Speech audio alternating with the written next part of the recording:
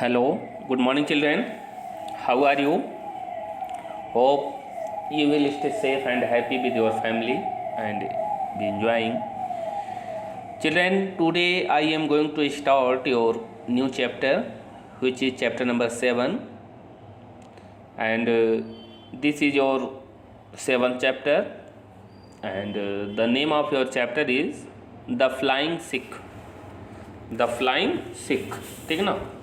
The flying means होता है आपका उड़ने वाला, एक तरह से कह सकते हो सिख। सिख जो नेटिव ऑफ पंजाब के हैं, ठीक है ना, उनको हम सिख बोलते हैं, ठीक है ना। तो उड़ने वाला सिख आप कह सकते हो, ठीक है ना। इसमें हम देखेंगे back in 1958 few people had heard of Milkha Singh.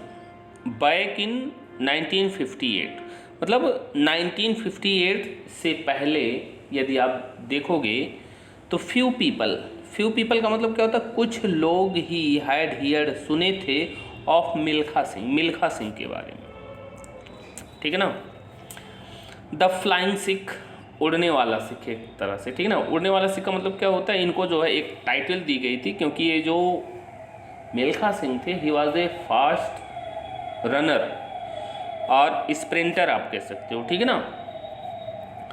तो back 1958 few people had heard of Milkha Singh the flying Sikh, मतलब 1958 से पहले जो है कुछ लोग ही मिल्खा सिंह यानी फ्लाइंग सिख के बारे में सुने थे, मतलब बहुत कम लोग इनके बारे में जानते थे।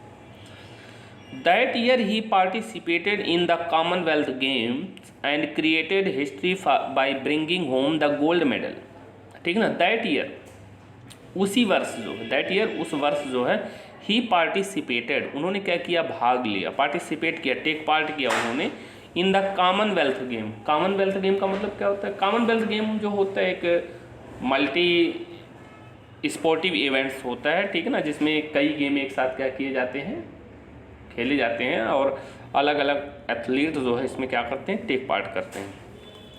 तो दैट ईयर उस ईयर जो है ही पार्टिसिपेटेड, उन्होंने भाग लिया इन द कॉमनवेल्थ गेम में एंड क्रिएटेड हिस्ट्री, और उन्होंने क्या रचा, एक तरह से इतिहास रचा। By bringing home, bringing means लाकर क्या, होम घर, द गोल्ड मेडल, मतलब गोल्ड मेडल मतलब सोने के मेडल को लाके उन्होंने घर पर उन्होंने क्या लाया, एक गोल्ड मेडल लाया, और जिससे उन्होंने एक तरह से क्रिएटेड हिस्ट्री, एक इतिहास की उन्होंने क्या की, रचना की, ठीक है ना।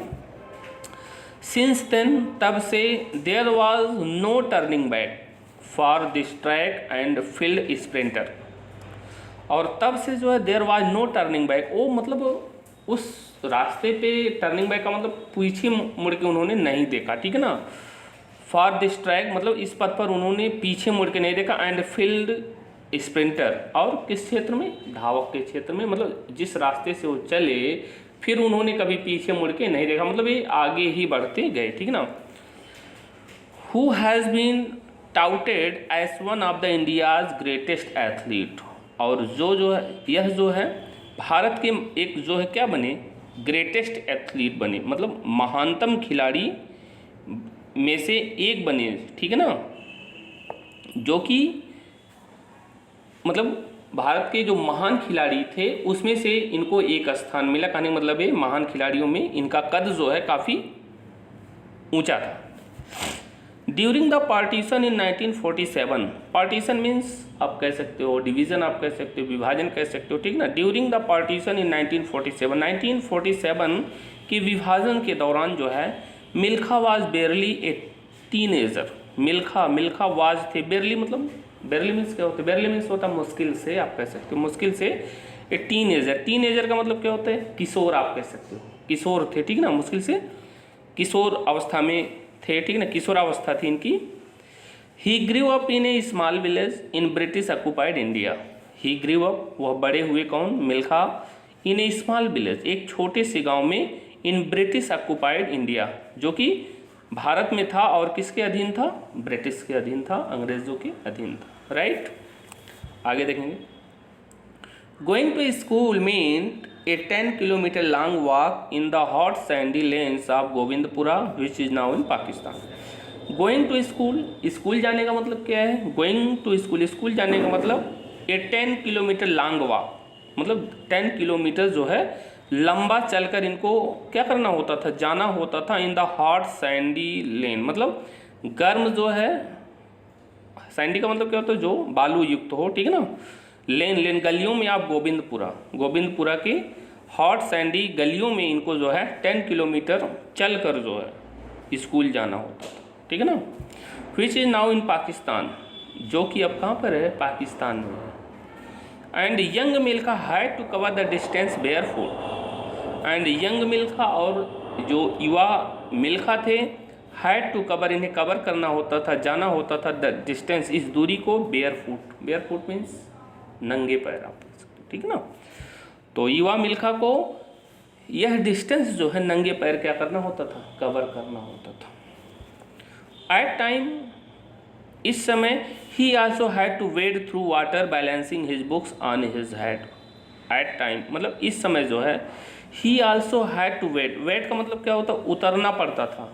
थ्रू वाटर मतलब इस दौरान इन्हें वाटर में मतलब जाते थे तो रास्ते में क्या पड़ता था? पानी पड़ता था, तो उस पानी में इनको उतरना होता था।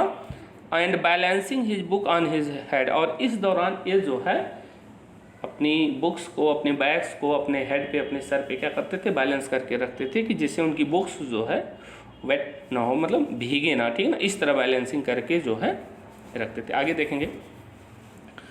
The province of Punjab where Milkha lived with was divided between India and Pakistan. The province का मतलब क्या होता है? एक तरह से आप प्रांत कह सकते हो कोई, ठीक है ना।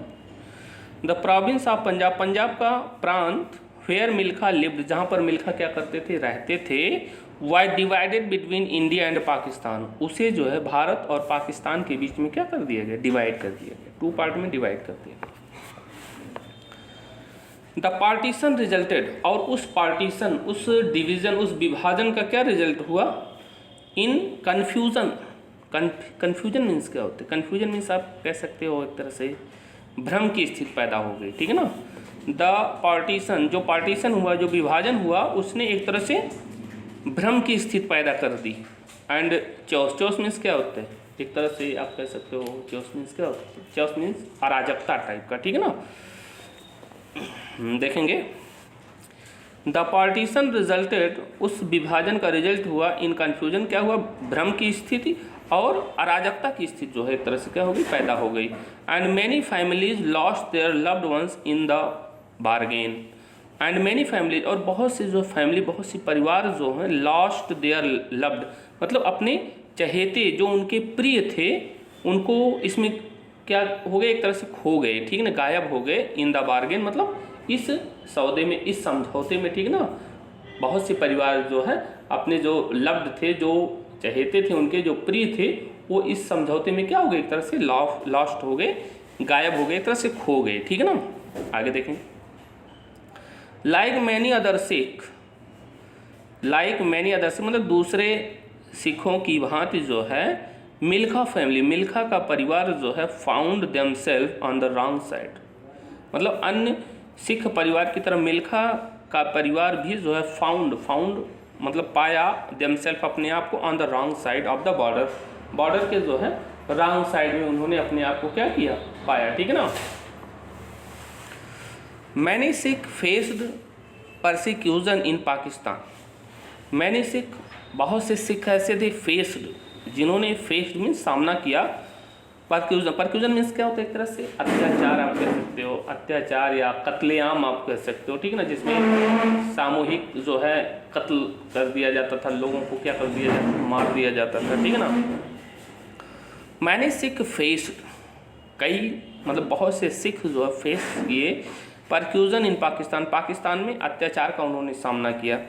एंड मिल्खा फैमिली टू, और यहाँ तक कि मिल्खा का भी परिवार जो है had to face the brunt of the partition, मतलब इस विभाजन के आघात को जो है भी उन्होंने क्या किया? फेस किया। During which over 500,000 people were killed, during which जिसके दौरान जो है ओवर 500,000, 500,000 का मतलब क्या होता है? 5 लाख पीपल जो है वर किल्ड, इसमें मारे गए थे, ठीक है ना। Families had to move to other parts of the country. Families परिवारों को हैड टू मूव जाना पड़ा to the other parts of the country, country के दूसरे भाग में, दूसरे हिस्से में जाना पड़ा। आर इवन आउटसाइड इट, अथवा यहाँ तक कि जो आउटसाइड इट, इससे इसको क्या करना पड़ा, बाहर जाना पड़ा, इसको इस कंट्री को क्या करना पड़ा, इनको छोड़ना पड़ा। The ghastly image of massacre still haunt Milkha's at time. The ghastly image मतलब एक तरह से भयंकर जो है, घास्टली मीन्स क्या होता है, भयंकर जो है छवि ऑफ मासेकर, मासेकर मतलब सामूहिक हत्या, सामूहिक हत्या मतलब सामूहिक हत्या का जो एक भयंकर जो छवि थी, स्टिल अभी भी हाउंट मिल्खा एट टाइम मतलब मिल्खा के समय भी इस तरह का क्या बना हुआ था, अड्डा बना हुआ था। मतलब लोग मिल के जो है सामूहिक एक तरह से नरसंहार करते थे, लोगों को क्या कर देते थे, मार देते थे, ठीक ना। तो राइट, ठीक ना चिल्ड्रन। इसमें यदि कोई प्रॉब्लम होती है तो आप अगेन हमसे संपर्क कर सकते हैं, ठीक है ना। Thank you, bye, take care.